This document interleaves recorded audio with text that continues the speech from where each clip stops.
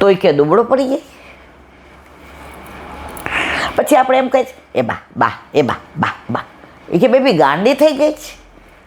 બહાર આવીને એકવાર બા, એમેય ન કીધું બા હું આવી ગઈ, બા 17 કામ પડતા મોતીને આવી ગઈ. પછી એની સાથે રહીએ ને મારા સાસરાની વાત કરીએ, એ આપણને ભાભીની વાત કરે, એ આપણને એમ કે તું નહોતી ત્યારે જો તને આ ભાવે છે ને, તો ભાભી ના પાડતી હતી કે બેનને બહુ ભાવે ને બેન આવે પછી કરશો.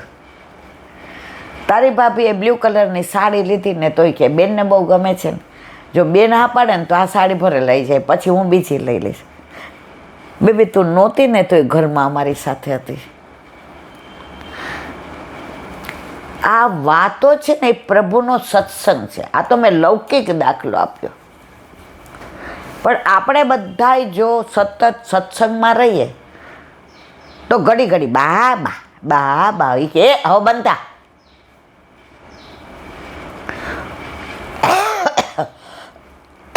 જ્યાં ભાવ નથી ને ત્યાં ભગવાને પ્રસન્ન નથી રહેતા. મન વિનાનું મળવું ને ભીં તારે ભળવું. ઘણી જગ્યાએ આપણે જાય ને તો એમનો સ્ટેટસ સિમ્બોલ બતાવવા આપણને બોલાવ્યા હોય. હવે એવું ઓછું થાય છે. શરૂઆતમાં મને સમજણ ન પડતી. કોઈ આગ્રહ કરે તો હું કહું અહીંયા કરીએ એના કરતાં હાલો ને 5-25 વૈષ્ણવને એટલું ભગવત નામ લઈએ. ભલે ને આપણને આવડતું હોય કે ન આવડતું હોય, પણ આપણે ભગવત નામ તો લઈએ. એક જગ્યાએ તો ગોતા આપણે ગયા હતા, યાદ છે? 1.25 કલાકમાં એણે 25 ફોટા બધાને બોલાવ જેટલા આવે ને મારે વેવાય ચીલાબેન એક ફોટો. આપણે કયા વળી આપણો પ્રસંગ ચાલુ. ઇલાબેન અમારા જમાઈની દીકરી છે એક ફોટો. 25-30 ફોટા પડાવ્યા, એમાં સત્સંગ 20 મિનિટ થયો. આપણે સ્ટેટસ સિમ્બોલ છે. આટલા બધા વૈષ્ણવને પાછા એને ત્યાં આવવાવાળા એ બધા એવા. મેં તમને ઈશારો કર્યો બસ હવે ઘરે જઈને કરશો, હવે મારે ફોટા નથી પડાવવા. ત્યાં પાછું એક મંડળ આવ્યું હતું, એ અમે ખાસ ફોટા પડાવવા બેઠા છે. બોલો તો પછી તમે મને સત્સંગમાં બોલાવ. આ બધું કરવું હોય તો મારી જરૂર જ નથી. તો ગુરુએ કીધું કે તને પ્રભુની લીલામાં આનંદ આવે છે, તું સાંભળે છે, તું એમાં તન્મય થઈ જાય, તને એમાંથી બહાર નીકળવાનું મન નથી થતું, તને સમયની ખબર નથી પડતી, તું દેહાનું ભાન ભૂલી જાય છે. ઇટ મીન્સ પ્રભુને હવે તારા વિના ચાલતું નથી. તું જે કરે છે એનાથી પ્રભુ પ્રસન્ન છે. તો આપણા ઘરે આપણા માથે બિરાજતા આપણા ઠાકોરજી પણ જો આપણને સત્સંગ ગમે છે, જો આપણને ગુણાનુવાદ ગમે છે, તો એ આપણે નથી બેસતા. તમને મને બેસાડવાવાળા આપણે હત તારી હું ત્રી વળે બેન બેસત્યાની મને. આપણા ઘરે આપણા માથે બિરાજતો આપણો ઠાકોરજી સાંભળવા આવે છે. એક ખેંચાણ 6-6:15 થાય ને એટલે એમ થાય હવે મોડું થઈ જશે, પાછું 8:30 હોલમાં જવું છે, હજી જમવાનું બાકી છે. આજે શું બહુ નહીં થાય, આજ કલાક જ થશે, મનમાં એમ થઈ જાય. ખેંચાણ આ રૂમનું ખેંચાણ નથી,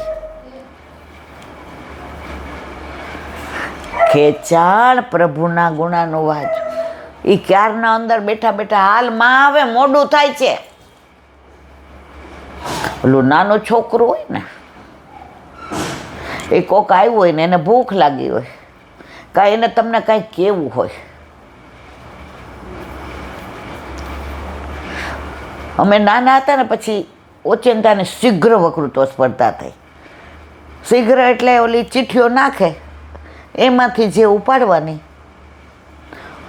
અને એના વિશે બોલવાનું. હવે 8 થી 11નું હતું એટલે મારા કાકાને આ બધું બહુ ગમે. મારી બાન તો બિચારીને ભગવત નામ સિવાય બીજી કોઈ રસ નહીં. એટલે શીઘ્રમાં અમારા મોટા બેન ચનુબેન હતા, અતિશય પ્રેમ. સ્કૂલ ફર્સ્ટ ના આવું તો એમનું મગજ ફરી જાય, ક્યાં ભૂલ કરી તે, આમ એવું ખખડાવે. બોર્ડમાં નંબર ન આવ્યો તો તારી વાત છે, આમ એટલું આપણા પર હક કરે. એટલે હું પાછળ બેઠી, મને કે એ ઇન્દુ હાલ. મેં કીધું આવું કોઈ દી કર્યું નથી. ઉપાડ, ચિઠ્ઠી ઉપાડે. જો હું વડાપ્રધાન હોઉં તો. ત્યારે આ બધા આવ્યા હતા, આચાર્ય કૃપલાણી ને બધા. બોલી તો ખરી, પણ છેલ્લે એક વાક્ય બોલી કે બધાય ભણીને આવે ને પછી ફોરેનની ડિગ્રી લઈ આવ્યા એમ લખે અંદર. અમેરિકા ભણી આવ્યા ને લંડન ભણી આવ્યા ને. જો હું વડાપ્રધાન હોઉં તો એવી શિક્ષણ પ્રથા કરું કે બધા ફોરેનના અહીંયા ભણવા આવે અને એને એડમિશન ન મળે ને એ પણ ક્યુમાં ઊભા રહીએ વેઇટિંગમાં, અને ત્યાં જઈને ડિગ્રી લખે કે અમે ઇન્ડિયામાં ભણી આવ્યા છે, અને એને ત્યાં લાઈન લાગે એમ ઇન્ડિયામાં. અને બધાએ તાલીઓના ગડગડાટ કર્યા અને ફર્સ્ટ નંબર આવ્યો. તો ઘરે મને એમ થાય ક્યારે જાઉં ને મારા કાકાને બધું કહું કે મેં ચિઠ્ઠી કેવી રીતે ઉપાડીને મને બધાએ કેવી રીતે આમ તેમ. એમ આપણા ઠાકોરજી પણ આપણે એની વાતો કરીએ ને તો આ રાજી થાય જ. હેમાં હું આવું કરું કે ને માં કે ને હજી કે ને. આરાધ્યાને સ્કૂલમાં 100માંથી 100 આવ્યો હોય ને મેથ્સમાં. હવે ત્યારે આકાશનું હોય, તમે હોઈ ગયા હોય. તૃપ્તિ હાથ ચોખ્ખો ન હોય તો ઉપર હોય, મને કહે એ બા 100 આઉટ ઓફ 100. એટલે હું કોલેજ ચોકલેટ ખાપેલા પછી જમવા બેસ. પછી જેવી તૃપ્તિ આવે મમ્મી 100માં 100. પણ તમે શું ધમાલ કરો, અરે દાદા 100માં જો. એને એકની એક વાત કેવી ગમે છે બધાને. તો આપણા ઘરે આપણા માથે બિરાજતા આપણા ઠાકોરજીને એની જ બધી લીલાઓ એ આપણા મોઢે કેવું આપણે કહીએ ને ત્યારે એને સાંભળવાનો આનંદ આવે છે. એટલે સત્સંગ બધાને ગમે છે. એક દી ન કરો લ્યો રીસાઈ જાય છે કે નહીં. ઘણી વાર એવું થાય કે લૌકિક લોકો એટલા આવી જાય, આમ મન વ્યગ્ર થઈ જાય કે હવે ત્યાં એવી વ્યવસ્થા કરાવી દે કે એક દોઢ 2 વિડીયો તો થઈ જ જાય, બસ ભલે કાંઈ વાંધો નહીં. મારો પ્રભુ નારાજ ન થવો જોઈએ, એને એના ગુણાનુવાદ ગમે છે. તો સત્સંગ તો પ્રભુએ આપણને ગમતા કરી લીધા છે ને એનું પ્રમાણ છે. અને દ્રઢ વિશ્વાસ. એકવાર એક ગામમાં 3 વર્ષ વરસાદ ન પડ્યો, એટલે ત્યાં કાશીથી ને સાઉથમાંથી ને બધા 10-12 પુરોહિતો પસાર થતા હતા.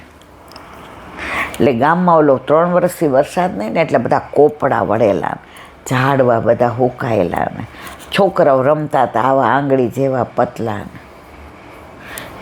એટલે એણે પૂછ્યું આ ગામનું નામ શું? તો કે આ.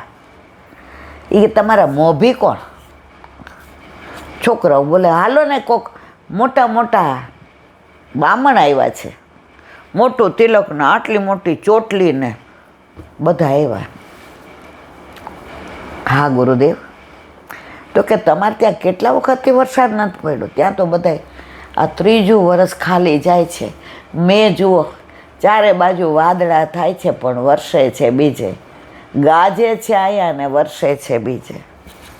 આ 3જું વર્ષ. કે ગામને પાદર જઈને અમે યજ્ઞ કરીએ છીએ, બધાય ત્યાં આવી જાઓ, આહુતિ આપો. યજ્ઞ પૂરો થશે તો 100%, 101% વરસાદ. પહેલાં મંત્રોમાં એટલું સામર્થ્ય હતું, પુરોહિતીમાં એટલું શ્લોકોનું જ્ઞાન હતું, ખોટા ઉચ્ચાર નહોતા કરતા. પહેલાં દ્રવ્ય એવું શુદ્ધ હતું.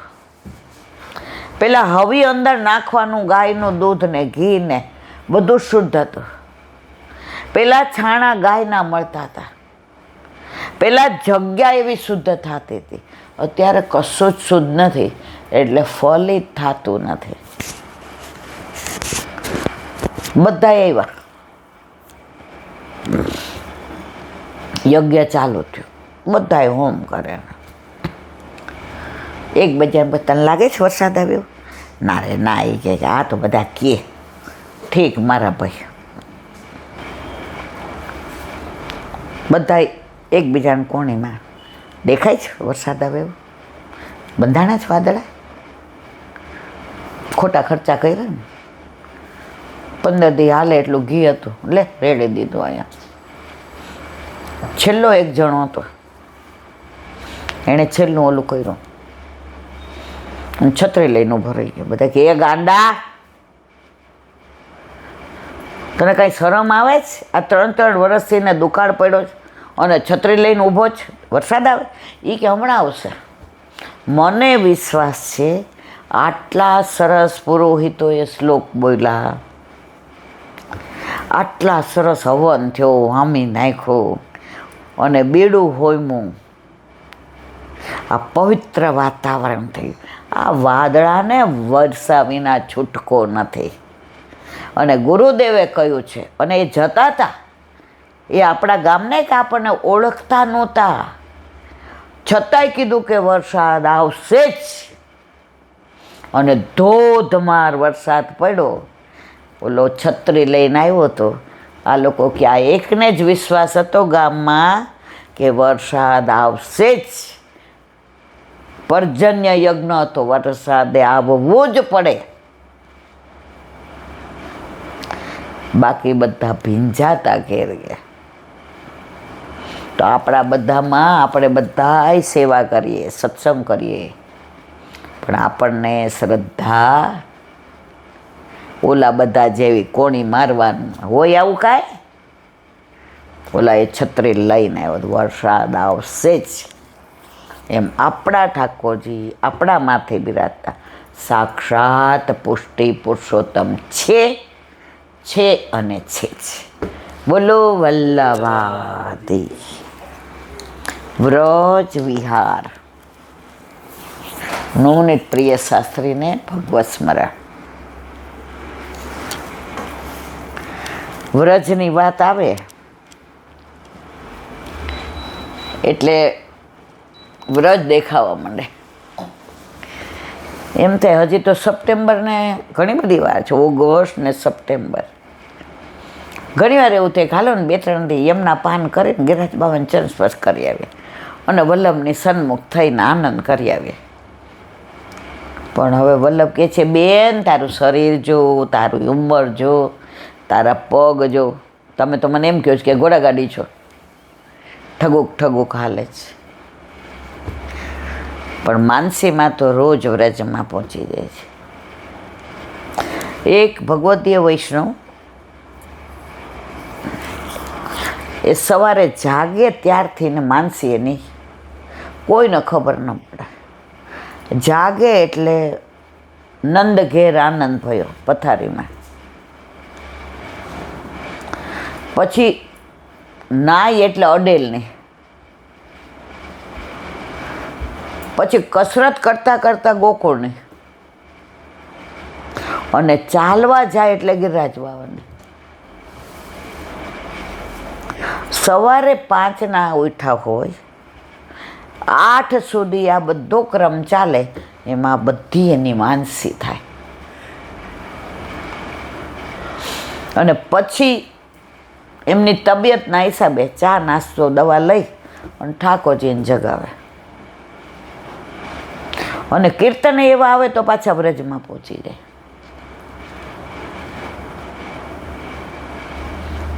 તો મને એનો ભેટો વ્રજમાં થઈ ગયા. તો સવારે ઓલા અમે જઈએ ને તો 97માં ચાલીને જતા હતા. 97-95 એટલે બધા એની યાર ઘણી વાતો કરવા જાય. આ દૂધ તમારા ઠાકોરજીનું આવ્યું તો બહુ ઓછું આવ્યું હતું. હવે એનું જ ચિત્ત એમાં હોય જ નહીં, એ માનસી જ કરતા હોય. 97માં તો હોય ના. એક દી પછી મેં કીધું, નર્મદા માસી તમે કાંઈ બોલ કરો છો અંદર? મને કે ના. મેં કીધું આજે આપણે 13 દિવસથી ચાલીએ સાથે, કેટલું બધું બધા બોલે છે, તમે તો એક શબ્દય નથી બોલતા. પછી રાત્રે હું ગઈ